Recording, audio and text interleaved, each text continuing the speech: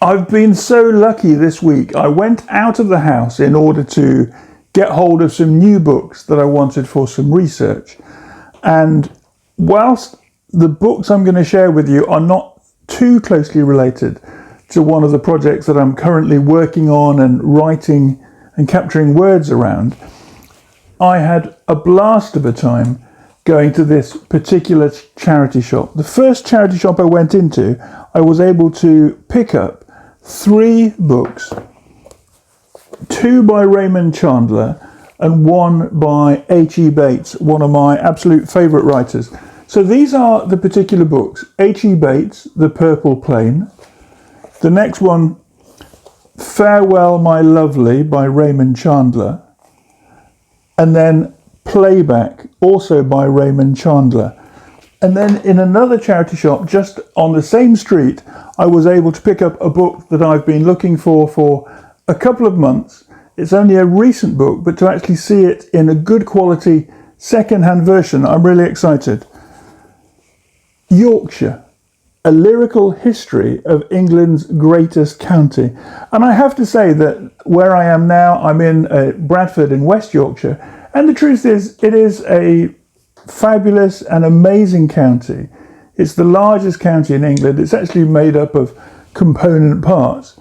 And I live in West Yorkshire, but we have access to the Yorkshire Dales, which is a hilly, almost mountainous region, dotted with small communities, and it's wonderful. And then an hour away, over to the east, we have the coast and beautiful little towns like Whitby and Scarborough and Bridlington, but also small communities like Staithes and Robin Hood's Bay and Runswick Bay, places that are a massive part of my adult life and the things that I've enjoyed around the county, including, for example, the first book I ever wrote that was published, not the first book I wrote, but the first book I ever wrote that was published. I wrote it in a cottage at Runswick Bay over a 3-week period, and that ironically was not just my first book, but also a most successful book for me. And so much of what we have subsequently created stemmed from and came from that very first non-fiction book. Let me talk to you about the way charity shops here in England are so different from one another. These 3 books I bought from a local Oxfam, and they cost me £2 each for the Graham Greenes and £3 for the Lyrical History of Yorkshire. 100 yards down the street, there is an educational fund where they give away books. You can go in there and you can help yourself to any of the books in their vast shop. There is a limit of 3 free books per person per day. And there I made a donation, a recommended donation for 3 books of £1 to get these books. To be truthful, the Raymond Chandler books, Farewell My Lovely and Playback, I have wanted these for years. And the fact that I was able to just walk into this educational foundation charity and buy those and get those for a nominal 30 or 40 pence each, that's an amazing benefit, an amazing value. The charity shop culture is something that not everybody has in their high streets and communities. In Mexico City, for example, there are clothing shops which sell second-hand clothing, but they are nothing like the standard of, or have the organisation of, the chains of charity shops that exist here in Britain. And when my friends and family in Mexico have been to charity shops in Mexico, the shops are looked down upon as shabby, slightly worrying, and a very different sort of experience. Where when you go into a charity shop here in Britain, something like perhaps the Goodwill shops in the States, you go into the charity shop, it's run for a particular organisation. It might be a charity for animals or for sick children, or for people who are visually impaired, any number of shops and styles of focus for the charity that runs it, but they might then have 100 or 200 stores all around the country, and often they will take the book stocks that are donated to them and list those online along with other things that might be medals or high value clothing, big label clothing, and they will sell those things online, and people can buy them regardless of or instead of having to go into a particular shop. They can search for things online on the charity shop websites and buy amazing things. But I spent it basically £7 for those 3 books and £1 for those, and I've ended up with 6 books for just £8. Let me tell you about why I've decided to focus on a couple of topics. I went 2 weeks ago to the London Self-Publishing Show, and it was a tremendous opportunity, and I've seen a lot of speakers over those 2 days that I was there. And some of those I recorded and uploaded onto the channel. Some of the interviews with people like, for example, Pro Writing Aid. That was a superb interview with Joe Siddery. I really enjoyed that. And then with Danica Favourite of Publish Drive, I recorded a short video in which I asked her to share about the opportunities for aggregation or wide distribution of your books and audio titles on Publish Drive, and I really, really enjoyed that. But one of the key takeaways for me from the writing conference was this whole idea of writing to market. I've read a couple of really good books on it recently, and I found those super helpful. But listening to Alex from K-Lytics talk about the niches and the genres was hugely important for me. And I was very conscious of the fact that I don't write in series. I have 3 books that are sort of related in the sense that they are around household finance and personal money management, but that isn't a series in the way that I might pick up and buy a series of 6 or 10 books by a particular author and work my way through those. And the author of that series knows that if somebody invests and reads through, and on platforms like Amazon or Kobo, you can see the read through on your books, but that will lead to the reader working on the second and making their way through the third, and then reading the 4th and the 5th book in the series. So I'm very much excited about creating a series. Those books that I'm working on at the moment, I'm on book 3 of a crime fiction trilogy based in Nottinghamshire. And I want to ramp up and put more energy into that series so I can actually say, yes, not only do I have a crime fiction book, but I have a trilogy, and this is where you will find them. So I went into those charity bookshops to find plot lines and stories that might be helpful, ideas about location and urban or rural and historic or present day activities that might well serve me. I've read a couple of Raymond Chandler books, but I wanted to add to the depth of character that I've found in the books that I've already gone through, and so I picked up these. H.E. Bates has long been a favourite author of mine. Certainly when I was a teenager in my 20s and coming out of university, I worked my way through certainly a dozen of his books, and I discovered him through the book Fair Stood the Wind for France.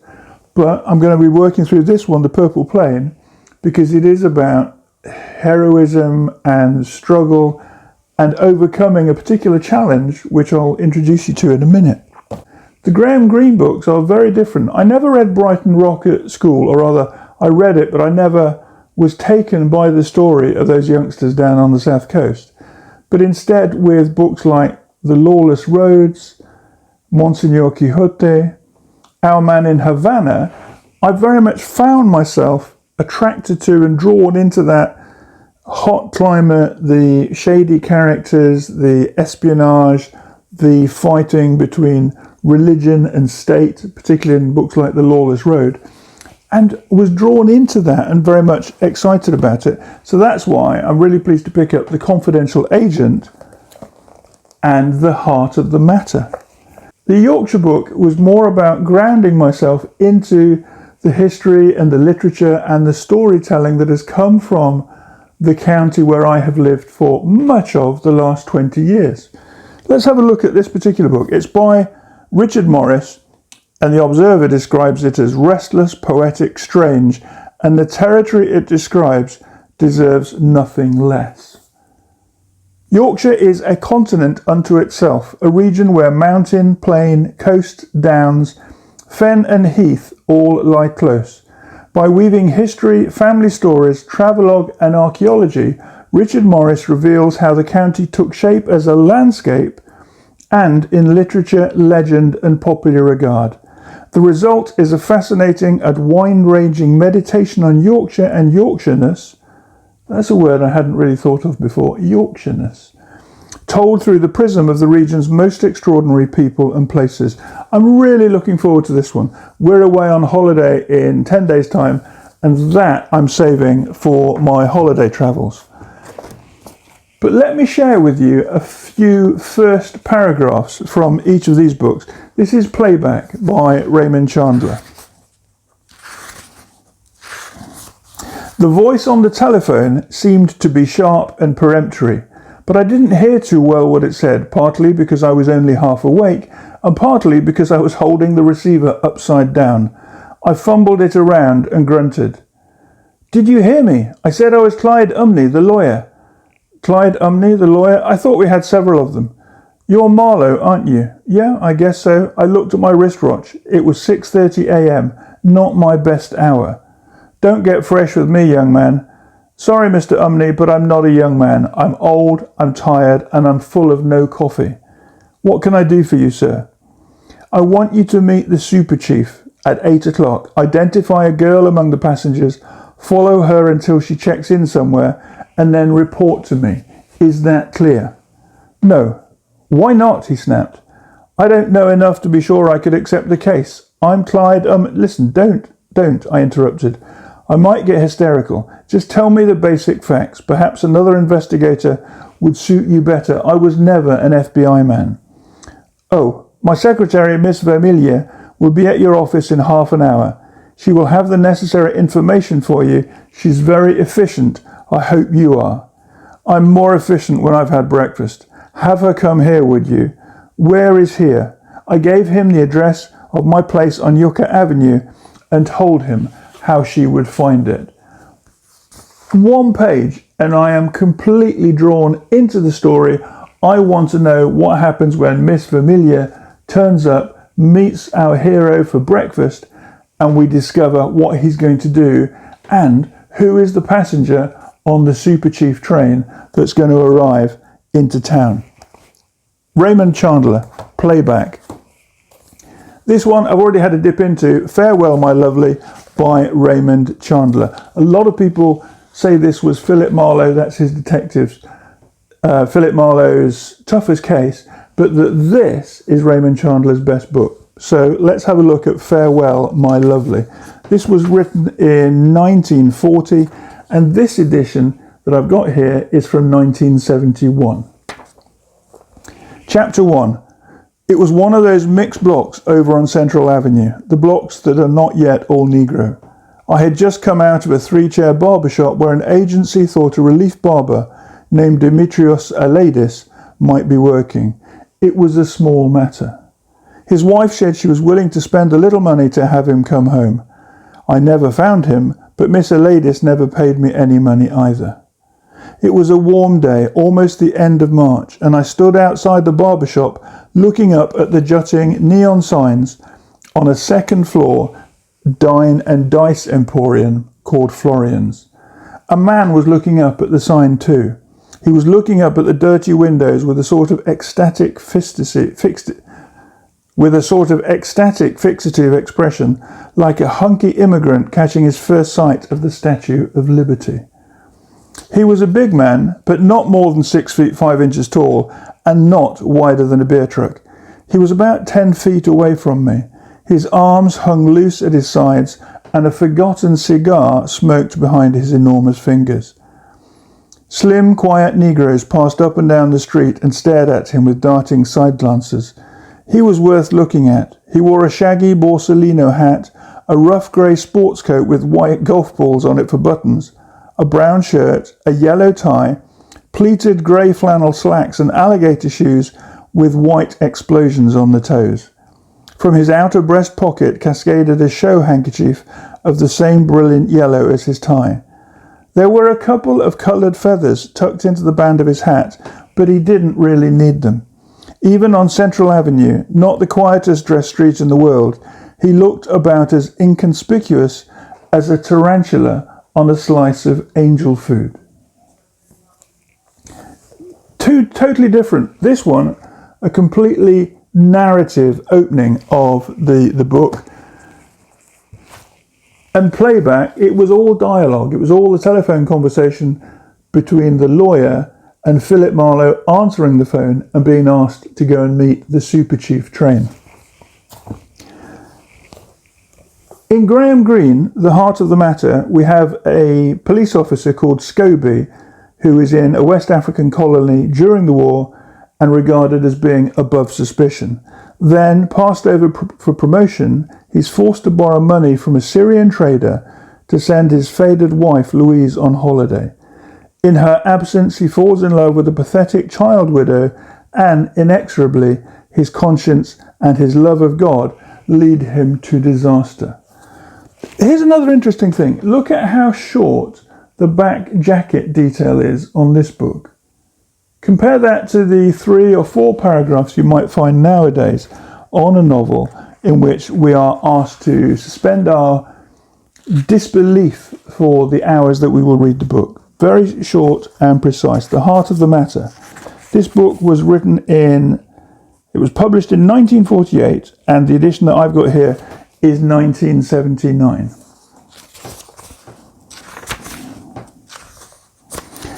Wilson sat on the balcony of the Bedford Hotel with his bald pink knees thrust against the ironwork. It was Sunday and the cathedral bell clanged for matins. On the other side of Bond Street, in the windows of the high school, sat the young women in dark blue gym smocks engaged on the interminable task of trying to wave their wire spring hair. Wilson stroked his very young moustache and dreamed, waiting for his gin and bitters. Sitting there, facing Bond Street, he had his face turned to the sea. His pallor showed how recently he had emerged from it into the port. So did his lack of interest in the schoolgirls opposite.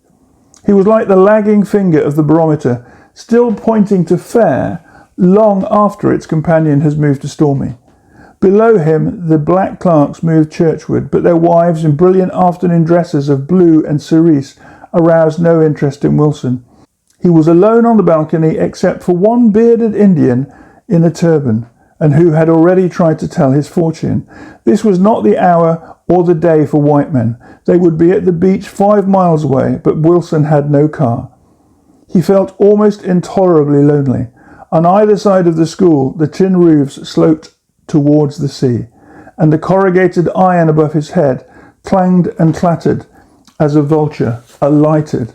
So a sense of imminent doom, already talking about a man who may be in some form of demise or a downward slide, and stuck on a coastal town where everybody else is busy and focused on going to church, and he's alone wishing that his alcohol was close to hand.